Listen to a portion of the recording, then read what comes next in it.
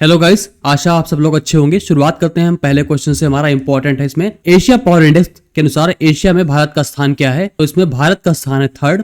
Ranking देख लेते हैं पहले हम। यूएस पहले स्थान पे है, चाइना सेकंड पे है, इंडिया थर्ड पे है, जापान फोर्थ पे है। लेकिन इसमें एक इंपॉर्टेंट बात यह है कि इंडिया को एक स्थान का गेन मिला है, यानी कि इसके पिछले साल चौथे स्थान पर था, अब ये तीसरे पे आ चुका है, यानी जापान पीछे जा चुका है। यूएस का 81.7 है, चाइना का 72.7 है और इंडिया का 39.1 है। सिर्फ रैंकिंग में थर्ड है, लेकिन अगर पावर गैप की बात करेंगे तो यूएस और चाइना कहीं ज्यादा पावरफुल है इंडिया और जापान से।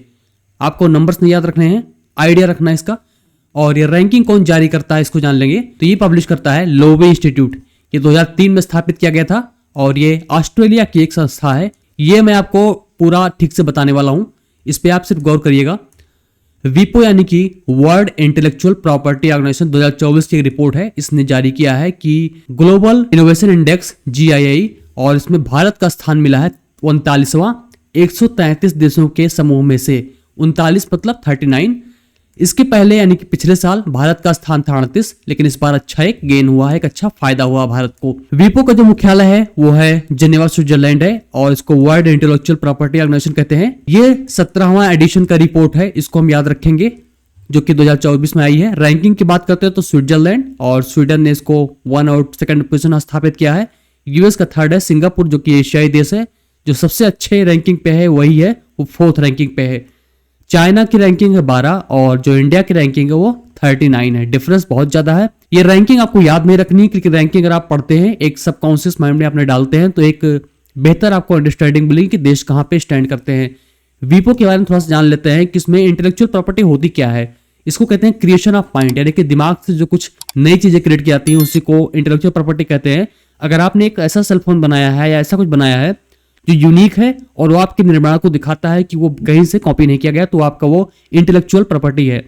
चाहे वो आर्टिस्टिक हो, लिटरेरी यानी कि आप लेखन कला हो, सिंबल हो या फिर नाम हो। भारत में आईपी कई प्रकार के होते हैं, जैसे ट्रेडमार्क हो गया, कॉपीराइट हो गया, पेटेंट्स हो गए। एक बहुत ही इंपॉर्टेंट चीज आपको जानने की जरूरत है, वो है कि GI tax, geographical indication tax. इसको पहली बार दार्जिलिंग टी को दिया था 2004 और 5 के दौरान में। इसको हम याद रखेंगे। ये भारत का पहला GI टैग है। ओशन 24 सैन्य अभ्यास किसके द्वारा आयोजित किया गया है? तो आयोजित किया गया है रशिया और चाइना द्वारा। ये मैरीटाइम यानी कि नेवी की एक्सरसाइज है, इसके बारे में थोड़ा सा जान लेते हैं, बहुत ही इंपॉर्टेंट है। ये कैरियर आउट किया गया है सी ऑफ जापान में और ये लार्जेस्ट नेवल एक्सरसाइज है। करीब 90,000 से ज्यादा सैनिकों ने इसमें पार्टिसिपेट किया और बहुत सारे शिप्स थे, यानी कि बहुत ही लार्ज स्केल का एक्सरसाइज है। ये कई दशकों का सबसे बड़ा एक्सरसाइज माना जाता है।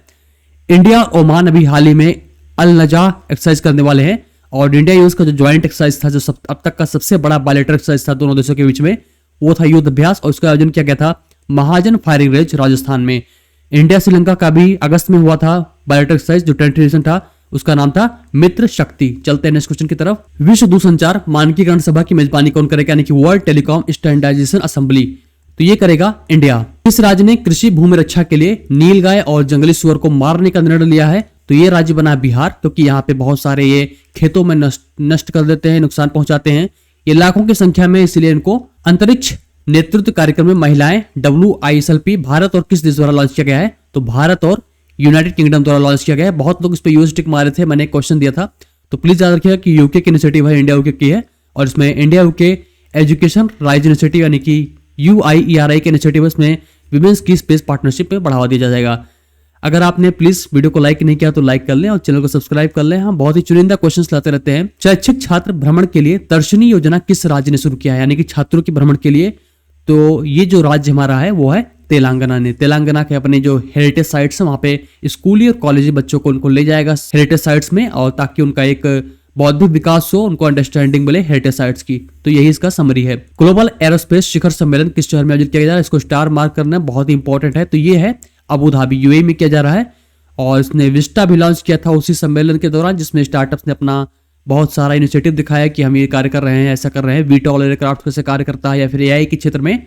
और इसका जो पहला एडिशन हुआ था वो 2012 में हुआ था। इंपॉर्टेंट समिट है। फिलाडेल्फी कॉरिडोर की स्थापना इजराइल द्वारा की गई थी और इसमें कौन शामिल है? तो इसमें शामिल है इजिप्ट। इसमें थोड़ा सा आप ध्यान से पढ़िएगा। ये कॉरिडोर एक नैरो स्ट्रिप है जो कि बॉर्डर है, गाजा की जो बॉर्डर है और इजिप्ट का जो बॉर्डर है उसी के समीप, उसी के ज्वाइंट में स्थित है। ठीक है, एक छोटी सी पट्टी है, इमेजिनरी लाइन है। मान लीजिए कि बाएं साइड में इजिप्ट है और दाहिने साइड में गाजा है और जो लाल रंग आप देख पा रहे हैं ये इसका बॉर्डर है, ये दोनों का बॉर्डर है। और इसी लाल रंग के आसपास, ठीक है, इसी लाल रंग के आसपास जो थोड़ा सा एक क्षेत्र है जो कि 100 मीटर का चौड़ा है और करीब 14 किलोमीटर लंबा है, इसी को ही हम कहते हैं फिलाडेल्फी कॉरिडोर। और यहीं पे एक रफाह क्रॉसिंग है जो कि बहुत ही फेमस है। ये गाजा से इजिप्ट में जाने आने के लिए बनाई गई थी। इसको अब हमास कंट्रोल कर रहा है 2007 से, इसको याद रखेंगे। श्रीलंका के राष्ट्रपति के रूप में किसे चुना गया है, तो श्रीलंका के राष्ट्रपति ये है उनकी फोटो, और ये बने हैं कुमारा दिसनया के। रानिल विक्रमसिंघे पहले थे, अब वो स्टेप डाउन हो चुके हैं क्योंकि वो चुनाव हार चुके हैं। और श्रीलंका से याद रखें कि यहाँ पे अडानी ग्रुप ने 2 विंड पावर प्रोजेक्ट वहां पे इंस्टॉल करने की एक पहल शुरू की थी, जो श्रीलंका के मन्नर और पुनरेन जगह पे स्थित है। जिंजी किला, जिसे यूनेस्को की विश्व धरोहर समिति के लिए नामित किया गया है, वो किस राज्य में स्थित है, तो ये राज्य है तमिलनाडु में स्थित है।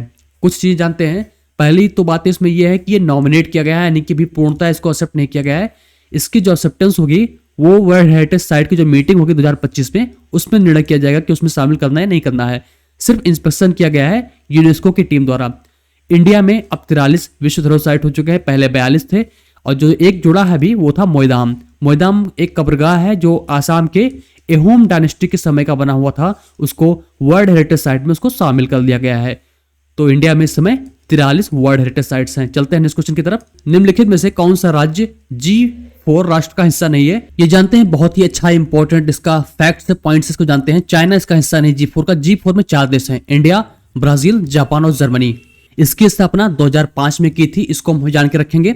और इसका एक और इंपॉर्टेंट पॉइंट है, ये देश एक दूसरे को वोट करते हैं, सपोर्ट करते हैं परमानेंट सीट के लिए।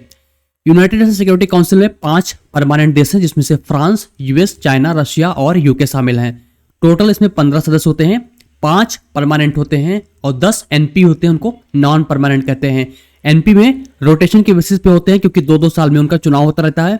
अभी जो हाल ही में चुनाव में जीते हैं या फिर उनका नॉमिनेशन किया गया है वो बने हैं पाकिस्तान, सोमालिया, ग्रीस, डेनमार्क और पनामा। ये देश अब नए शामिल होंगे। अच्छा, एक बात और हम जान के रखेंगे कि इसमें जो 5 देश होते हैं जो परमानेंट मेंबर्स होते हैं, यही सबको डिसाइड करते हैं। उनके पास वोटिंग कैपेसिटी होती है। अगर कोई चीज बिल पास होना है या नहीं पास होना है तो उनके पास वीटो पावर होती है। अगर 5 में से अगर एक ने भी मना कर दिया तो चीजें कैंसिल हो जाती हैं। मान लीजिए इंडिया को यूनाइटेड नेशन सिक्योरिटी काउंसिल का परमानेंट मेंबर बनना है, 4 लोग सपोर्ट कर रहे हैं, एक ने सपोर्ट नहीं किया है तो वो कैंसिल हो जाएगा, यानी कि इंडिया उसमें परमानेंट मेंबर का हिस्सा नहीं बन सकता है। इन्हीं समस्याओं को देखने के लिए रिफॉर्म्स लाने जाने की एक पहल शुरू की गई है और G4 उसी का हिस्सा है, ताकि इंडिया, ब्राजील, जापान और जर्मनी P5 में शामिल हो सके। भारत का सबसे बड़ा ब्लास्ट फर्नेस किस राज्य में चालू किया गया है, तो ये राज्य बना हमारा उड़ीसा। उड़ीसा में टाटा स्टील का बहुत सारे प्लांट्स हैं और ये काली गंगानगर में उड़ीसा में स्थापित किया जाएगा। उड़ीसा की बात करें तो एक बहुत ही यूनिक इनिशिएटिव था कि इसमें यूएन वर्ल्ड फूड प्रोग्राम यानी कि WFP और गवर्नमेंट ऑफ उड़ीसा ने पहला फूड ग्रेन देश का लॉन्च किया भुवनेश्वर शहर में, और उसका नाम था अन्नपूर्ति। ये ग्रेन एटीएम है, 24/7 अपने हिस्से का अनाज लोग यहाँ से विड्रॉ कर सकते हैं जो उसको आवंटित किए गए हैं।